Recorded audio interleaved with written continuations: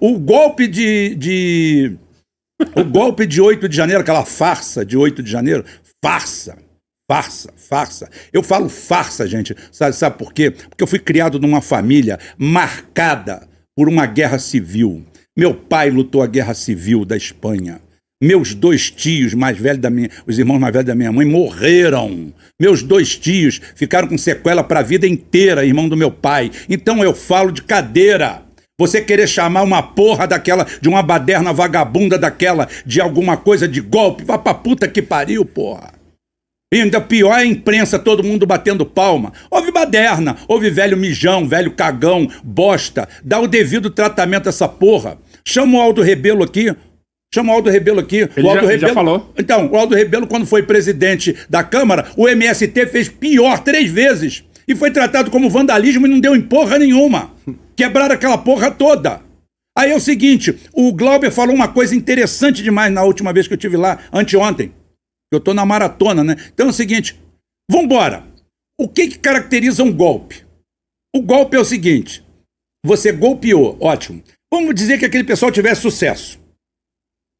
Ia pegar aquele velho mijão, ia sentar ele na cadeira do Lula. Ia pegar uma coroa daquelas, aquela barriguda, pançuda, ia botar ela como vice. Aí ia pegar 11 caras daquele e ia botar como ministro. Botava os outros, pegava 500 daquele e botava no Congresso. Pronto, tomamos um dedo. Vem cá, o poder não está num prédio, gente. Aquilo ali é um prédio. O que eles fizeram foi baderna num prédio. Aquilo não é tomada de poder. Tá? O poder é capilar. O poder é estrutural. O presidente da República pode exercer o poder dentro do avião. Todos os ministros podem exercer o poder dele em qualquer lugar. Não é aquele prédio, saiu daquele prédio, ou daqui fora é só criptonita. Né? Lá dentro é que nós temos o poder. Não é nada disso. Aqueles caras iam tomar aquilo tudo e ia ficar o quê? Ia ficar a polícia do lado de fora, corta a água, a luz, o gás, o telefone e vamos sentar aqui, esperando esses velhos saindo daí de dentro. É só baderna. Eu tenho uma coisa assim que eu penso, isso aí que você falou do poder. O que representa poder de verdade pra mim é uma palavra só, é a verdade. Como assim? Veja bem, pra mim não existe meios de você falar sobre exercer um poder que seja legítimo se não vier da lucidez do povo. Ele precisa vir disso, entende? É clareza de ideia, trabalhar sempre em cima da verdade, que é uma coisa que já foi extinta do Brasil. Sim. Porque os caras que estão aí, a gente tá falando aqui agora sobre o comportamento do Lula, que é contraditório com o histórico de doenças. Então repara, tudo que a gente critica aqui, esses assuntos, por mais engraçados que pareçam, inclusive, e às vezes a gente fala de um jeito engraçado também, eles estão sempre nesse embate, é uma mentira que está sendo mostrada pra gente. Tem sempre a tendência de ser uma mentira, né? O povo não tá olhando atentamente para onde deveria. Eu não vejo as pessoas brigarem, como eu estava falando anteriormente, pra gente discutir, tentar desenvolver, pegar as melhores pessoas, moralmente falando, que defendem a verdade acima de tudo, pessoas que estão do lado do Criador, vamos dizer, de Deus, assim, de coisa boa, e querer desenvolver um projeto legítimo pro país. E esquecer essa baboseira de esquerda e direita que só serve pro povo brigar a troco de nada. Eu vejo ultimamente na internet, né, porque obviamente eu trabalho com isso daí, fazendo as lives, muitas discussões patéticas que não levam a nada e as pessoas brigando umas com as outras, discutindo diversas teorias sobre Lula, Bolsonaro, sobre a questão dos Estados Unidos, China, não interessa. Só que nunca chega num denominador comum, entende? As pessoas cada vez brigam mais e se afastam mais, sabe? Por isso que eu falo que eu sou um cara aberto ao diálogo, a falar o que eu penso pra qualquer pessoa que queira escutar, né? Não gosto de impor ideia em lugar nenhum. Tô falando aqui porque me deram a oportunidade. Eu sou um cara que eu sigo essa linha e eu aprendi isso através do Dr. Enéas, que é um cara que eu sempre citei na minha live. Foi lendo os livros dele que eu despertei pra questão política do Brasil. E ele já falava claramente sobre isso. O Brasil, ele precisa de um choque de ordem, porque aqui o que impera é a desordem e a mentira. Você tem toda uma cama montada para que os fantoches fiquem nela e por trás deles tem as instituições, tem a mídia, que representa um dos maiores poderes desse país. A mídia, ela consegue transformar você no herói, mesmo você não sendo, ou transformar você num vilão, mesmo você não sendo também. Eles conseguem derrubar ou erguer qualquer pessoa. A propaganda é uma coisa muito forte na mente das pessoas. E ninguém para prestar atenção nisso. Então a gente é sempre afetado por essas propagandas dessas instituições, dessa mídia podre que tá aí, e as pessoas acabam se distanciando de discutir o que deveriam. É assim que eu vejo.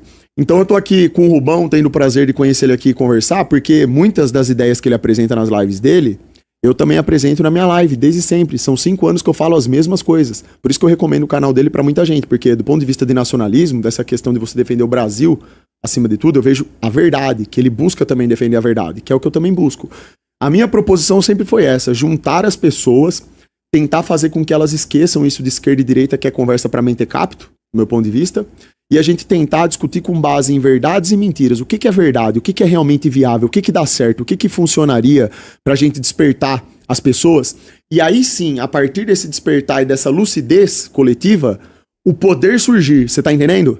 Porque na minha concepção, Rubão, o cara que vira presidente, ele tem que se tornar presidente de um modo legítimo. Ele não pode ser colocado lá por terceiros. O povo, como maioria, precisa ter essa lucidez para poder entender o que é a luta pela verdade e colocar um representante ali que vai usar desse poder que foi entregue pelo povo para lutar por esse projeto. Um projeto que é viável para a sociedade como um todo. Tá entendendo? Uhum. É só assim que eu consigo entender. Não tem mais nada além disso que vale a pena ser discutido. Nada. A gente pode discutir sobre outros assuntos que ficam à margem, que se interligam com isso, mas não tem o mesmo impacto do que isso.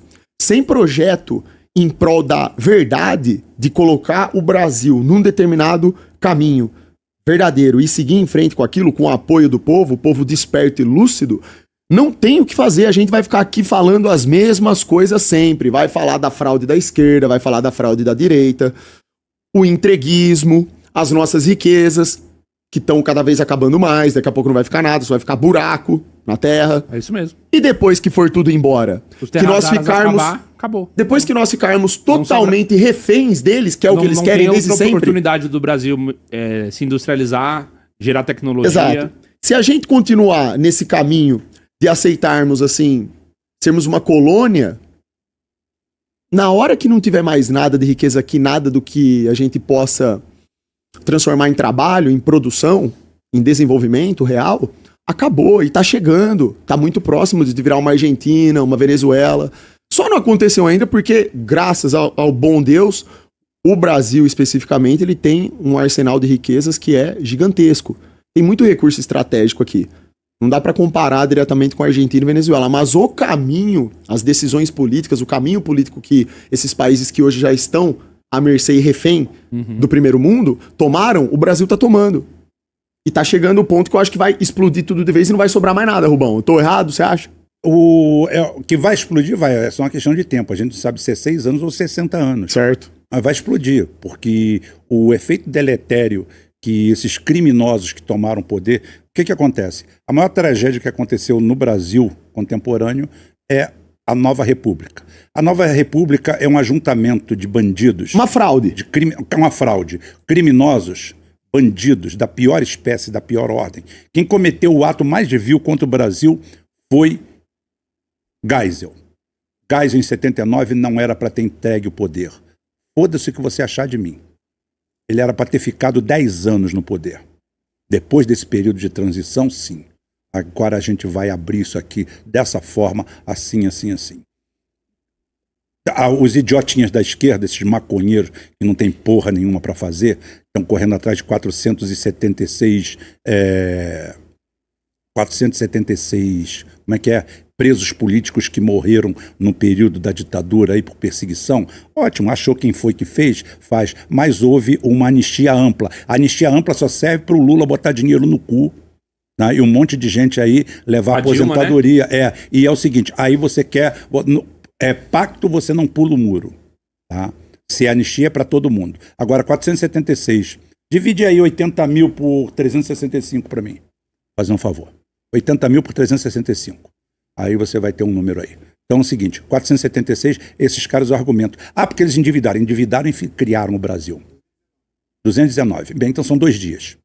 Tá? 2 dias do Brasil de desaparecidos, ontem que eu vim aqui, e hoje, no Brasil, tecnicamente, nós temos 400 e poucos, temos de desaparecidos. E você não fala porra nenhuma. Você vive dentro dessa bomba relógio, você vive sentado nessa granada sem pino, você vive nesta merda. Amanhã o desaparecido é teu filho, é teu irmão, é teu pai, é a tua mãe, é qualquer um. E você está aí embucetado, querendo falar de 400 e poucos que aconteceram durante o período de 4 anos ou 5 anos. Guerrilha do Araguaia, eu não tenho culpa que o cara pegou um fuzil e foi por Araguaia querendo brigar contra um poder que existia, institucionalizado. O próprio Lula chegou em público e falou que em 70 ele votaria no Médici tranquilamente. Pergunta para ele. Foi ele que falou. Se bem que o que ele fala hoje não serve para amanhã, mas tudo bem. Aí agora é o seguinte, mas ele falou, mas tem filmagem. O Lula já falou que andava com a garrucha, o Lula já falou que bandido tem que morrer, o caramba. Eu falava que bandido tem que morrer ontem, falei hoje e vou falar amanhã. Não tenha dúvida.